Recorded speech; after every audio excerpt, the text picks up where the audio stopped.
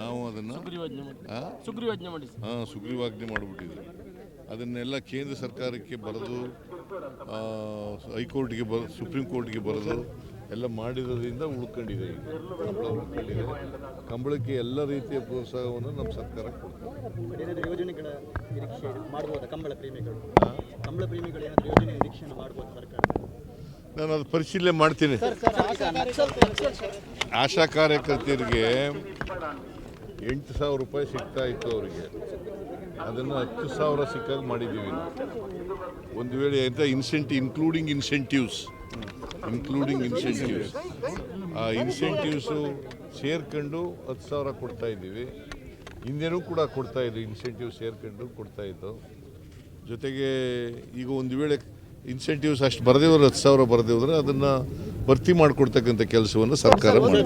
ಈಗ ನಕ್ಸಲ್ ಏನು ಶರಣಾಗತಿ ಆಗಿದೆ, ಅದಕ್ಕೆ ಬಿಜೆಪಿಯವರು ಅದು ಪ್ರೋಸೆಸ್ ಕರೆಕ್ಟಾಗಿ ಆಗಿಲ್ಲ, ಮತ್ತೆ ಅನುಮಾನ ವ್ಯಕ್ತವಾಗ್ತಾ ಇದೆ ಅಂತ ಹೇಳ್ತಾರೆ. ಏನು ಅನುಮಾನ?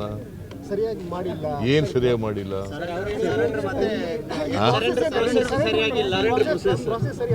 ಏನಾಗಿ ಅಂದ್ರೆ ಏನು ನನಗೆ ಅರ್ಥನೇ ಆಗುತ್ತೆ. ಅವರು ಸರೆಂಡರ್ ಆಗಿದ್ದಾರೆ. 6 ಜನ ಸರೆಂಡರ್ ಆಗಿದ್ದಾರೆ.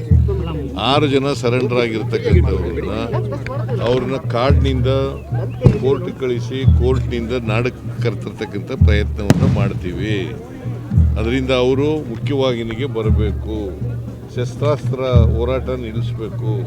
ಅವರು ಶಾಂತಿಯುತವಾಗಿ ಹೋರಾಟ ಮಾಡ್ತಕ್ಕಂಥದ್ದಕ್ಕೆ ನಮ್ಮದೇನು ತಕರಾರಿಲ್ಲ. ಶಾಂತಿಯುತವಾಗಿ ಹೋರಾಟ ಮಾಡಲಿಕ್ಕೆ ಸಂವಿಧಾನದಲ್ಲಿ ಅವಕಾಶ ಇದೆ. ಅದರಿಂದ ಕಾನ್ಸ್ಟಿಟ್ಯೂಷನ್ ಮೆಥಡ್ಸ್ನ ಉಪಯೋಗಿಸ್ಕೊಂಡು ಅವರು ಹೋರಾಟ ಮಾಡಿದ್ರೆ ನಮ್ದೆಲ್ಲ ಸಹಕಾರ.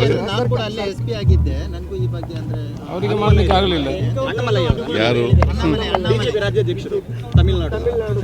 ಬಿಜೆಪಿಯವರು? ಅವನು ಬಿಜೆಪಿ ಅಲ್ವಾ? ಆಯ್ತಪ್ಪ, SP ಇರ್ಬೋದು. ಈಗ ಯಾವ ಪಾರ್ಟಿಲಿದ್ದಾರೆ ಅವರು? ಆಗ ರಾಜಕೀಯದಲ್ಲಿ ಇದ್ದಾರೆ. SP ಇದ್ದಾಗ ಆಗ ಸರ್ಕಾರಿ ನೌಕರರಾಗಿದ್ದು, ಈಗ ರಾಜಕಾರಣದಲ್ಲಿದ್ದಾರೆ. ಬಿಜೆಪಿ ಪಾರ್ಟಿ ಅಧ್ಯಕ್ಷರು ಅವರು.